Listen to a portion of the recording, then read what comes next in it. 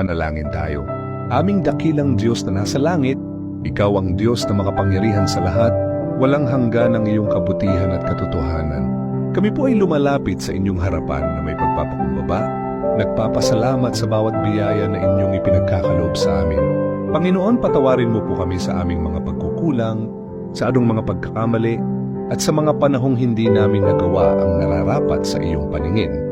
Linisin mo po ang aming puso at isipan upang kami ay maging karapat-dapat sa iyong harapan. Inihiling po namin ang inyong patnubay sa aming pang-araw-araw na buhay. Naway bigyan mo po kami ng karunungan upang aming maunawaan ang iyong mga salita at maisabuhay ang mga ito. Pagpalain mo po ang aming pamilya, ang aming kapwa, at ang buong bayan upang kami ay mamuhay ayon sa iyong kalooban. Idinadalangin din po namin ang aming mga kapatid na dumaranas ng pagsubok, ang mga may karamdaman, ang mga nalulumbay, at ang mga nangangailangan. Naway ipagkaloob mo po sa kanila ang kagalingan, kapanatagan at biyaya mula sa iyo. Salamat po, Panginoon, sa iyong hindi nagmamaliw na pagmamahal.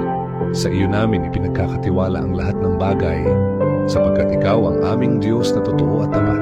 Ang lahat ng ito ay idinadalangin namin sa pangalan ng iyong anak, ang aming Panginoong Hesukristo. Amen.